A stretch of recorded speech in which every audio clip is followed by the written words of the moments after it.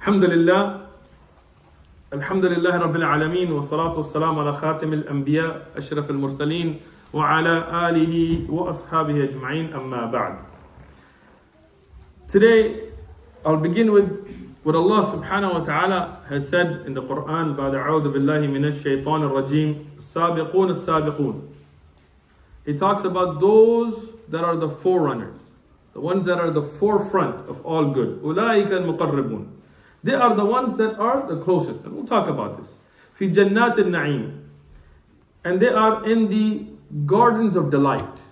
Now, Surah Al-Waqi', it's the 10th to the 12th ayah. When we recite it, we don't think about the meanings. Sabiqun are those that are racing ahead. Forerunner, the one that tries to get ahead. Allah SWT repeats it twice. Sabiqun as-sabiqun. Some people think that this is just the forerunners that are ahead of others. But then it would be mudaf ilay. And it's not. They're both ma'rifah here. Right? And that's a very deep thing to think about. Here, I'm not going to go into the i'rab so much, but this is actually, what I see, is the mubtada and khabar. And they're both marfu'. It's telling you about them. That when we talk about sabiqun, who are they? They are the sabiqun. Like if I tell you, you're the one. You say, me? And I say, yeah, you. Right? There's an emphasis that gets put on that. And then Allah subhanahu wa ta'ala tells you that they are the one that will be the closest to Allah subhanahu wa ta'ala. And they will be in the highest levels of Jannah, that will be closest to the arsh of Allah subhanahu wa ta'ala. And that's what Allah subhanahu wa ta'ala, they will be in gardens of delight. As Sheikh Abdul Rahman Nasir al-Sa'di, the Ustad of Sheikh Ibn Uthman, he said, سابقون في الدنيا إلى الخير, يعني إلى الخيرات. They are the ones that were the first to run towards good deeds. You know, when there is a dars, those who go first and sit in the front and wait and be ready, those that when there is a need for sadaqah, they're the ones to donate first. When there is a need for jihad, they're the ones ready before anybody else. When there is a need to stand up for the deen, they are the ones that are ready to volunteer. They're not the ones being pushed. They're not the ones being dragged. They are the ones at the forefront that are like, I'm ready. You need it? I'm down. Like they're the ones that push forward. And you look in the life of the Sahaba, you will find them. He said, they are the ones that push ahead in the khairat, in the good team. فَهُمْ سَابِقُونَ فِي الْآخِرَةِ لِلدُّخُولِ الْجَنَّاتِ. Then they are the first ones that will be running ahead and getting into Jannah first.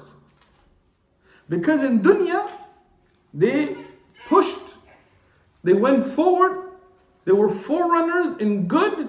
Allah will make them ahead of everybody else in entering Al-Jannah. Many a'imma and ulama explain these ayat in a very beautiful way. Well, what shahid min al-kalam, as we say, what is important from this speech for us is those Sahaba radiyallahu anhum that were the first, that were the earliest, that accepted this deen and sacrificed for this deen. They are the ones praised in these ayat. From them, the first to accept Islam. Al-Qawl al-Rajih, the correct opinion. Now, in the last dars, we spoke about the first Shahida, the first martyr for Islam. Who was it? Sumayya radiallahu anha. Who was her husband? Yasir radiallahu. Her son? Ammar radiallahu anhu. The first one to give her life out of men and women. Like this is not a quota we're giving here, Like here we have in America, they're like, this is the first woman to do this. They don't just say it's the first to do it. And this is the first woman that went to space. They don't just say who was the first who went to space. We're not doing it that way. This is not affirmative action. The first, men, women, put everybody together. The first to give her life for Islam was a woman. Men, women, put together. The first to accept Islam, woman. Before any man. Before Ali radiallahu anhu, before Abu Bakr radiallahu anhu, before Zayd ibn Harith radiallahu anhu, was Khadijah radiallahu anhu. Sabiqa, and she was the first to run to accept the message of Rasulullah sallallahu alaihi wasallam. Obviously there were Muslims in the previous nations. Ibrahim alayhi salam and I'm not saying the first in that sense. This sometimes the Christians, they try to play tricks, They will say al-awwal, yani the first to accept, and they'll find an ayah where Ibrahim alayhi salam will say, I'm the first to accept. And they'll say, oh, he's the first, then how can somebody else be the first? No, every situation is different. For example, if I said the first student in the dars today was Abdurrahim, for example, right? That doesn't mean that there was no student that was ever first for any other dars in the past. No, the first to accept the risala of Ibrahim alayhi salam, and those would be different. But the first to accept the message of Islam from the risala of Rasulullah sallallahu alayhi wasallam wa Khadijah radiyallahu anha. So no doubt these ayat, they praise those early Muslims. Al-Dhahabi, when I looked up, he wrote about her, just the introduction to her was so beautiful. He said, Khadijah, al-Mu'mineen, the mother of the believers, Sayyida, the leader for Niswat al-Alameen, the women, the leader of the women of all of the Alameen fi zamaniha. She was the leader of the women, of all of the women of her time. Look at that praise. Al-Qasim, she is the mother of Al-Qasim, and we'll talk about her children inshallah. Ibnat al-Khuwaylid, of the daughter of Khuwaylid, Ibn Asad, Ibn Abdul Uzza, Ibn al-Qusay, Ibn al-Kilab, al-Qurashiyya, al-Azdiyya. كانت عاقلة جليلة. What does he say about her? Al-Dhahabi, he says, he gives her lineage. She was the daughter of Khuwaylid, who was the son of Asad, who was the son of Abdul Uzza, who was the son of Qusay, who was the son of Kilab, and she is Qurashi, yani from the tribe of Quraysh, al-Azdiyya, from the subsection of Banu Asad. But then he says about her, كانت عاقلة, she was very intelligent. Jalila, yani dignified. Jalil, it's a hard word to translate. And this is the good point. I don't watch a lot of YouTube, to be honest. I watch some durus, some here and there, but like the drama, I don't waste my time with it. This guy said this about this person and this, the shock value stuff, waste of time. But I hear things. One of the things I heard that somebody online said, you should marry stupid women. Brother, die. You shouldn't marry intelligent women. You shouldn't. And a lot of sisters reacted to that. And then a lot of brothers, I don't know what they did, and stayed quiet at home. I don't know. But this is an incorrect statement. Islamically, the women of Islam, the ones that we praise, the ones that we look up to, the ones that we want our daughters and wives and sisters to be like, none of them were foolish. None of them lacked intellect. They were all intelligent. So you should marry intelligent women.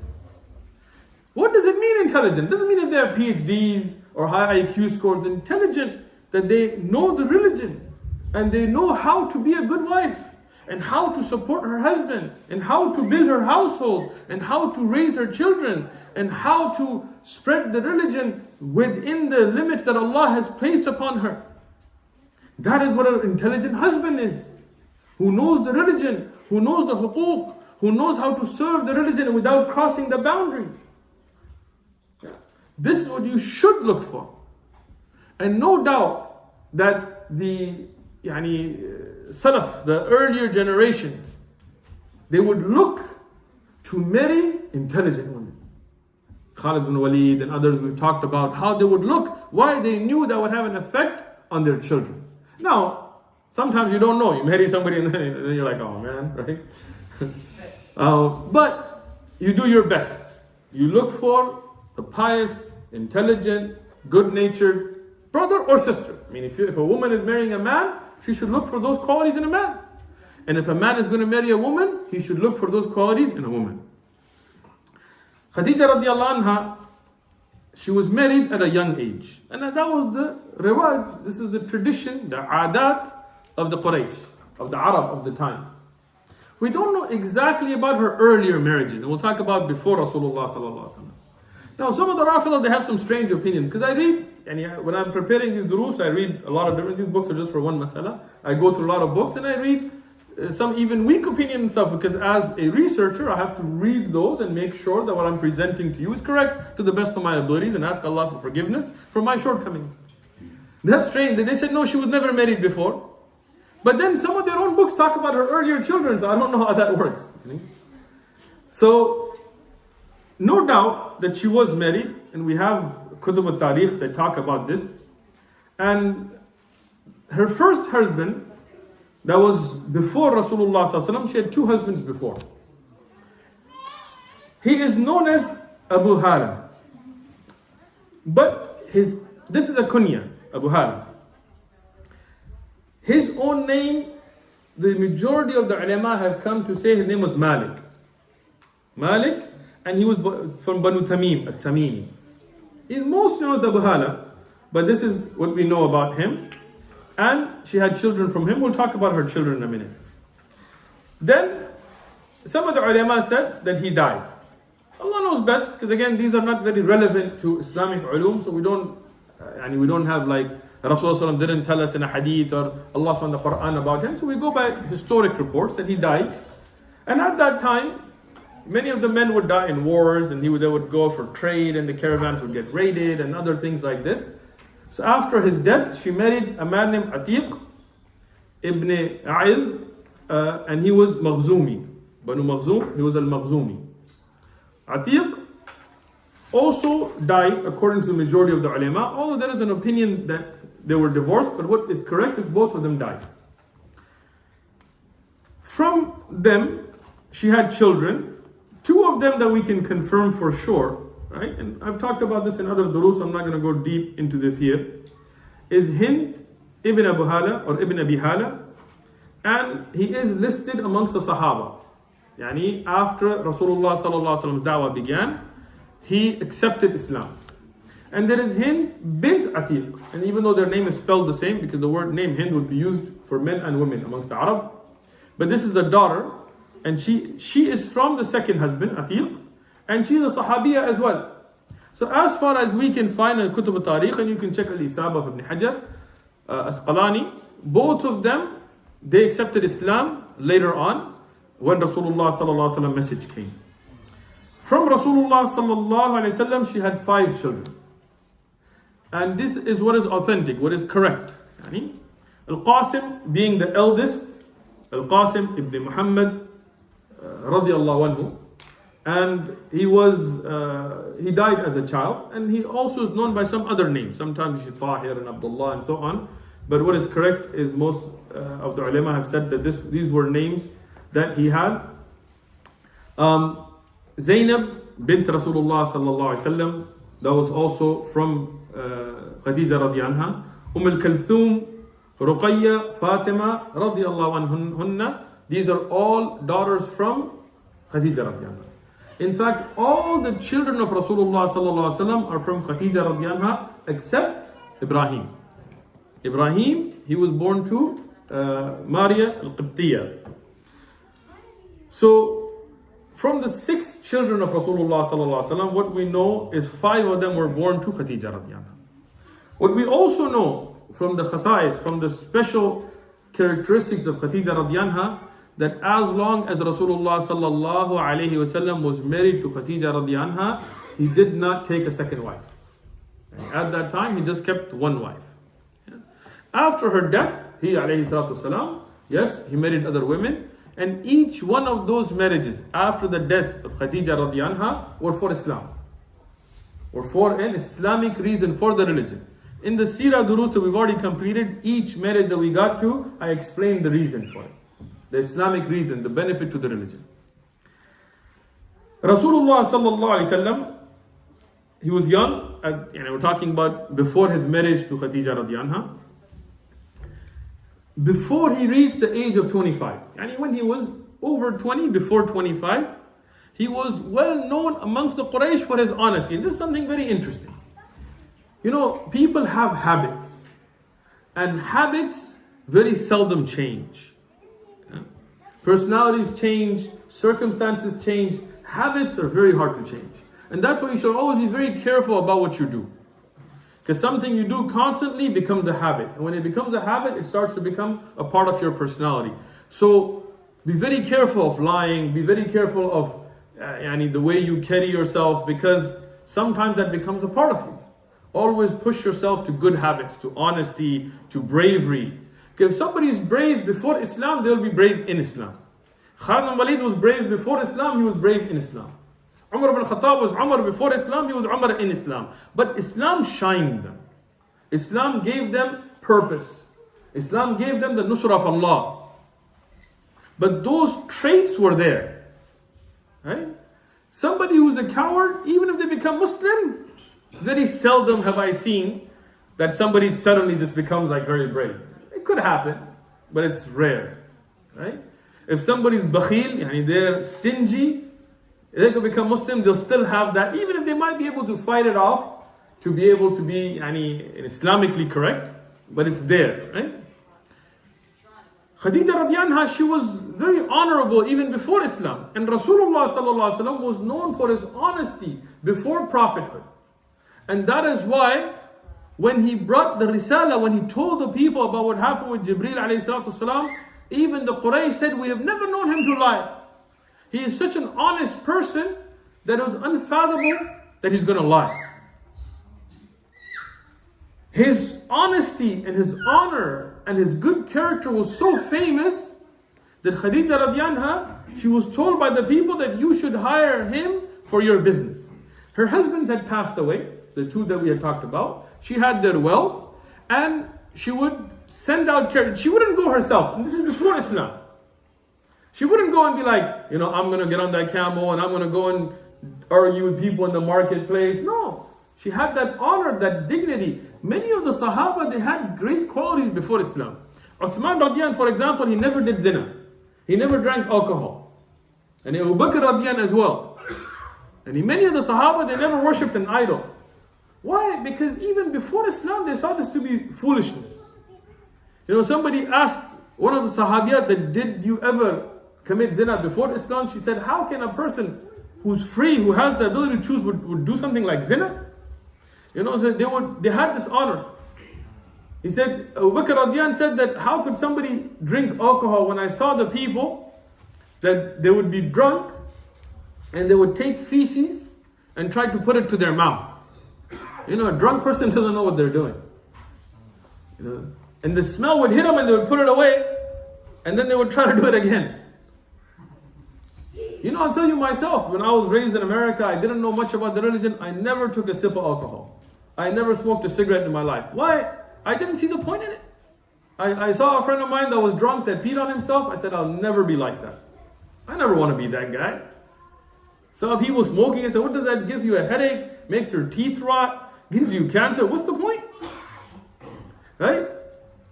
So Rasulullah sallallahu alaihi wasallam, he had these great qualities.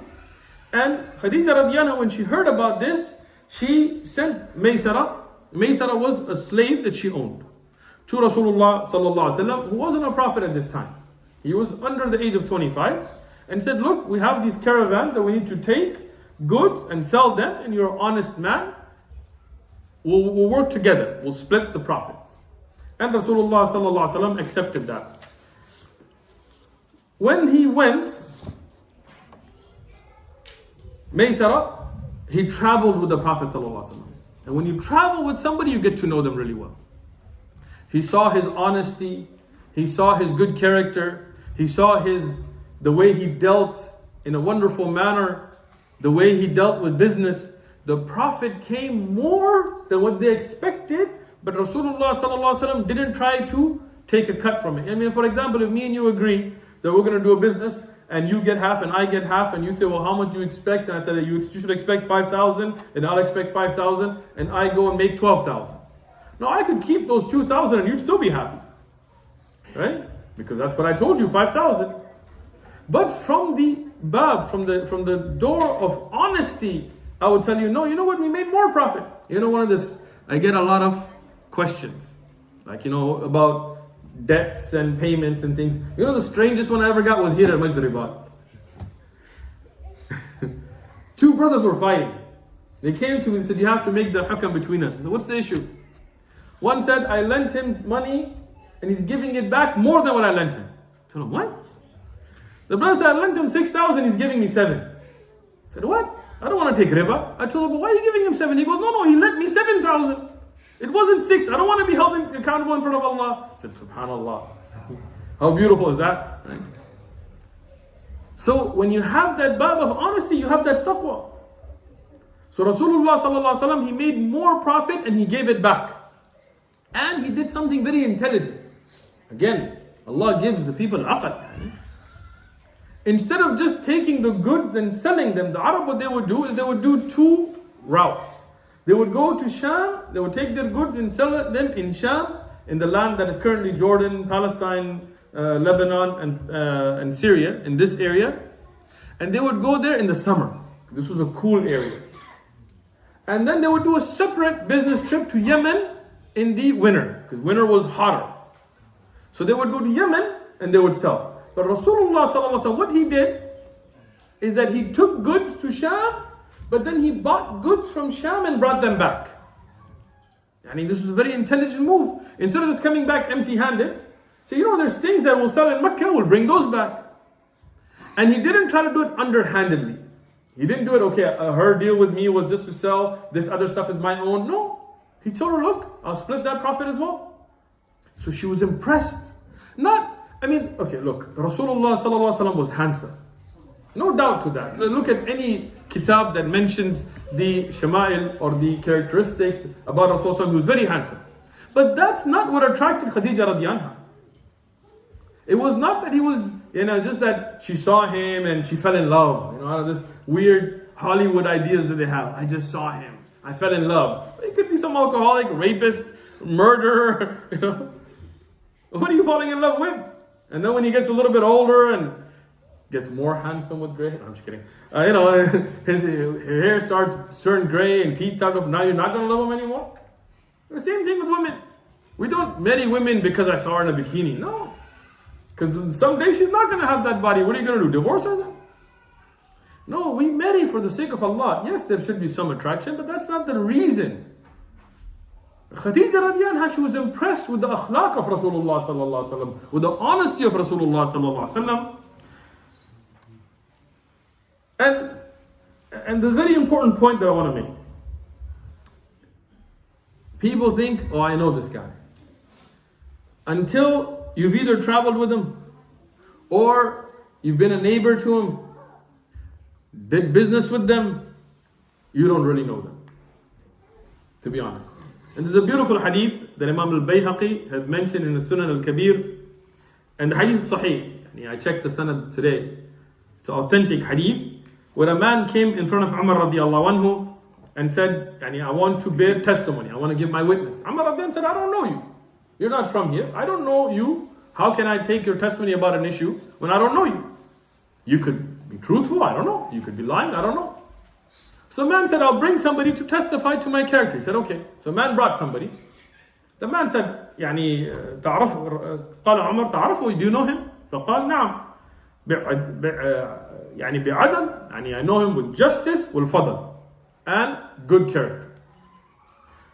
فقال عمر فهو جارك, is he your neighbor that تعرفه ليل والنهار, that you would know night and day? فقال لا. He said no. He said okay. He said, is he somebody that you have mu'amalat with? The mu'amalat بالدينار والدرهم, with money. Dinar is the Islamic gold coin and dirham is a silver coin. That you know his wara', that you know his carefulness with how he does business and honesty. فقال لا. He said no. He said طيب. He said, did you go with him for safar? Like, have you traveled with him that you would know about his makarim al-akhlaq, about his good mannerisms in traveling? He said no. فقال عمر ليست تعرفه, you don't know him. لست, you do not. تعرفه, don't know him. It's wisdom. So Maysara, when he traveled with Rasulullah sallallahu alaihi wasallam, Khadijah radhiyallahu, when the business dealings were done with Rasulullah sallallahu alaihi wasallam, they got to know the true honesty and great character of Rasulullah sallallahu alaihi wasallam. So here, an idea came to her from those around her that why don't you marry this man? Now, one of the misconceptions we have in the ummah today is that Khadija radiallahu anha was 40 years of age when she married Rasulullah sallallahu alaihi wasallam, and he was of 25 years of age. Most of you know that's not true because most of you were in the Sirah Durus, but I remember when I first taught this mas'ala and I explained this in the Sirah Durus, I had this uprising against me in the masjid here. I remember that day I finished and there were brothers, they weren't like, but they were like, brother, are you sure? I read it in Rahiq al-Makhdoom. I know, I read it there too, but it's not right, since I was a child I've heard this. I know, Sheikh Fulan said it. I know, but we just think Basani. And this is why I brought this stack again today. Just in case, y'all can check it out yourself, right? Because I don't speak from my own ideas. Now, this is from books. I don't have that library as a backdrop for videos. That's my library. That's where I read. So, this is a misconception. We'll talk about that, but that's not the point I'm making here. The point I'm making here is she was young. Between 25 and 28 years of age. So still relatively young. And before that, as you say, Ibn Sa'ad says in his Tabaqat, that many people, after the death of Atiq, many people proposed to her and she turned down those proposals because she didn't find anybody there that was to fit her character, morally. So at that time, she could have married anybody. She was from the best lineage. She was from a honored lineage in the Quraysh. And she was rich. She was wealthy on her own. She didn't need a husband. She had money. She had her own business and was doing great. She was well respected amongst the Quraysh. She was honored. Nobody doubted her character or her honor.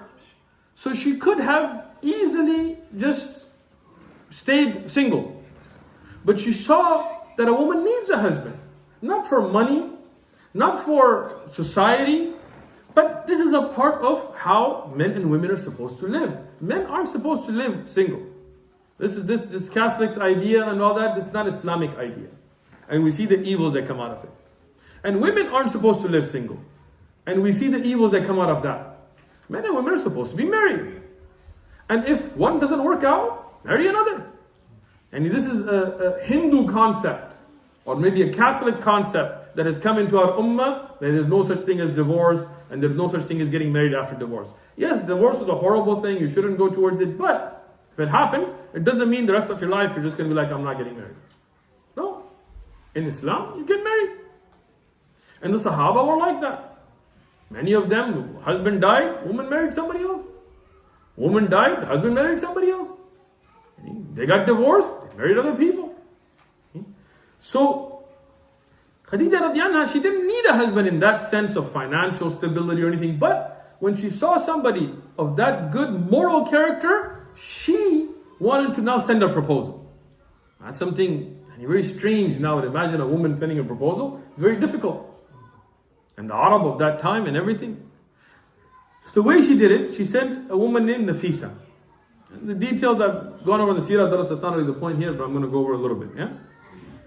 And she came to Rasulullah sallallahu alaihi wasallam, and she didn't. This is an incorrect idea in a lot of books as well, that they think as if she just came and she said, oh, there's glad tidings, No. She was also very intelligent. She came to Rasulullah sallallahu alaihi wasallam, and she said, oh Muhammad, he's not a messenger, he's not given nabuwa at this time. Obviously he's a messenger in the sense that Allah wrote his nabuwa before he was even born. But the Risala has not begun yet. Quran has not been revealed to him yet. So he tells him, why don't you get married? You're young, around 25 years of age. You're honest, you're trustworthy. And then Rasulullah sallallahu alaihi wasallam said, yes, it's a good idea, but how do I find a woman of honor and dignity? And again, Rasulullah sallallahu alaihi wasallam was not wealthy. Because again, we talked about his background, Abu Talib, and the number of children and all of that, and the struggles that we're going through financially. He was working for Khadija radiallahu anha, but obviously every man wants to get married at that age anyway. He says, would you suggest somebody? Nafisa said, why don't you marry Khadija?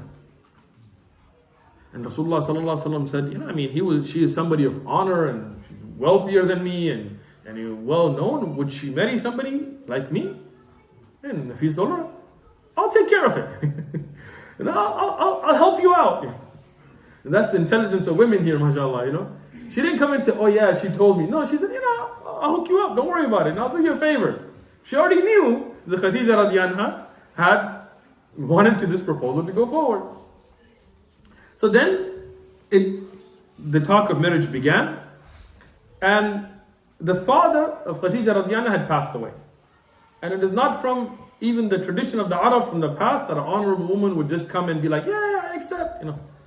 So instead, it went to the elders. And Amr ibn Asad, who is Khuwaylid's brother, so her uncle, he is the one that accepted on her behalf.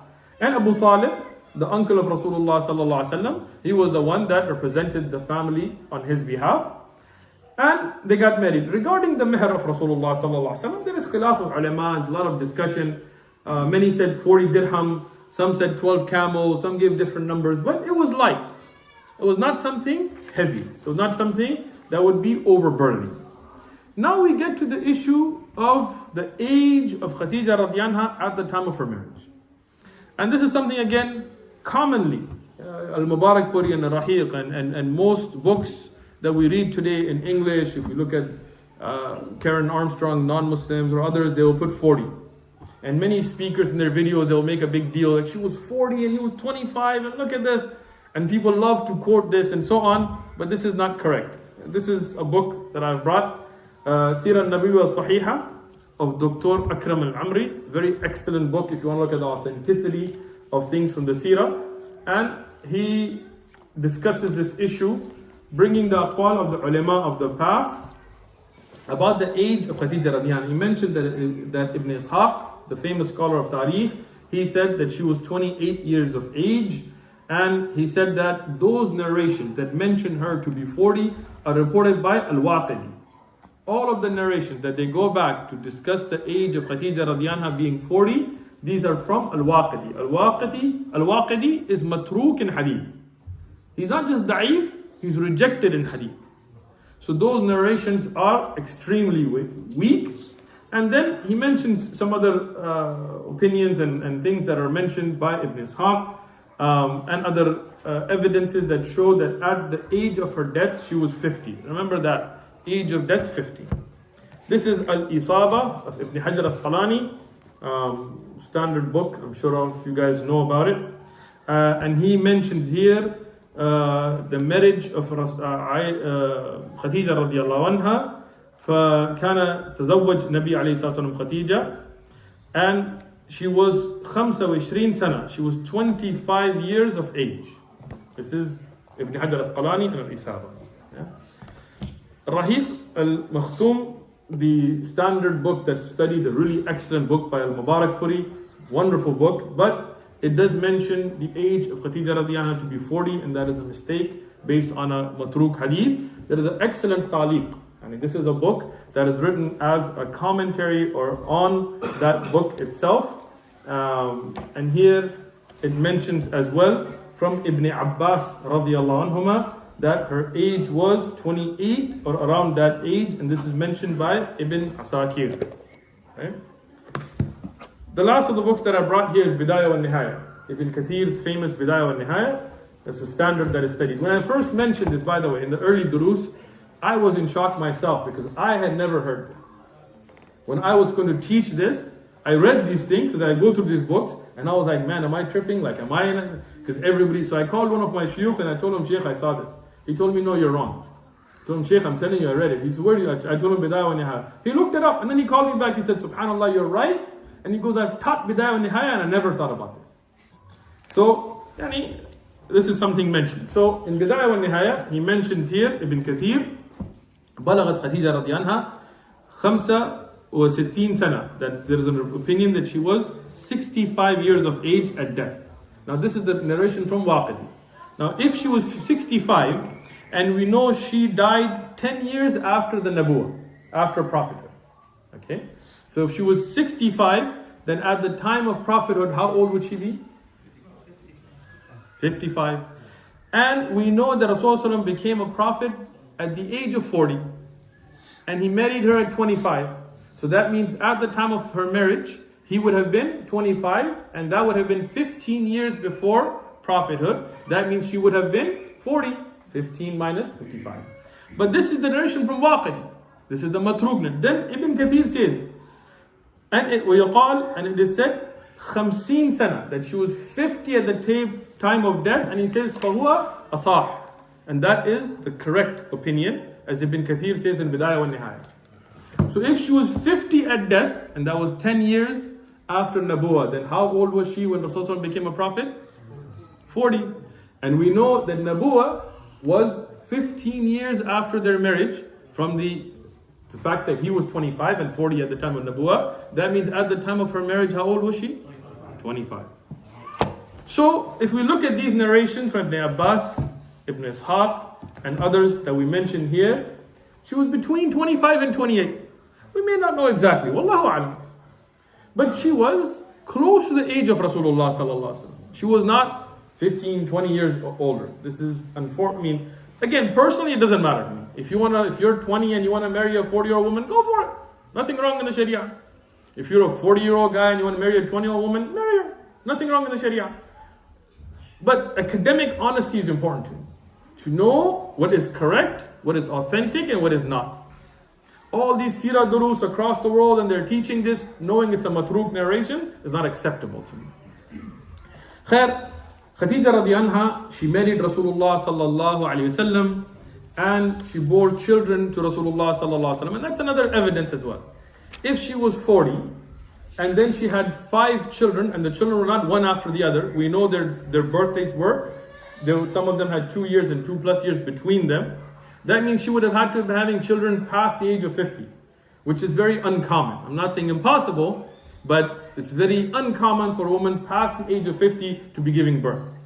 And we know from the Arab, from the hadith of Aisha radiallahu anha, that this was not known amongst the Arab for a woman to even have haid past 50, let alone be having children. Even in America, if women have children after 40, doctors are worried about this. It's very, very seldom, shad wal nadir, that a woman at 50 would have children. And if that was true, then we would have found that in the books of Tariq, that she was so old that she had children. If it was miraculous, like Ishaq radiallahu alayhi salam, like him, Sarah radiallahu having him at a very old age, then this would have been listed amongst the miracles. And it wasn't. So that's another. But again, we have the clear evidences. She had children with Rasulullah sallallahu alaihi wasallam, and they had a very happy marriage. They had a very happy marriage. Obviously, every marriage will have ups and downs, I'm not saying, but from what we know of Tariq, they had a happy marriage. And she was very supportive of him, and he was honest in his dealings. Now a time came that Rasulullah sallallahu alaihi wasallam dedicated himself to ibadah. He felt this need to isolate himself. So what he would do, alayhi salatu wasalam, he would leave the house, and leave the family, and leave the children. And he would go up to the ghar, to the cave, to just worship alone. So he would leave and sit there and just worship Allah and face, and if you've been up there, you can see the Kaaba from there. So he could see the Kaaba and he could see Mecca, but he was alone and he would worship for days on end. Khadijah radiallahu anha didn't say, "Where you at? How come you're not in the house? Who are you going to go up see on that cave? Who's up there? What's her name?"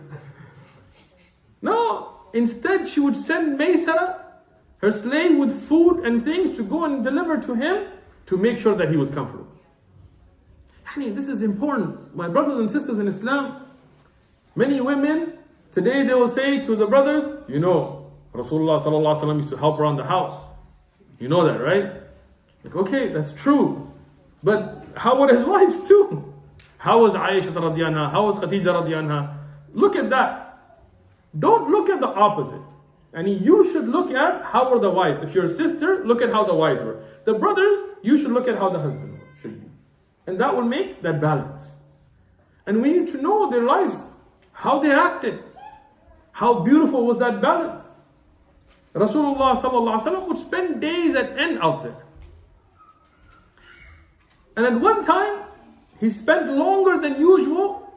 And Khadijah radiallahu anha was worried. So she sent her servant out to Rasulullah sallallahu alaihi wasallam. And inshallah next Saturday, we'll talk about what happened next.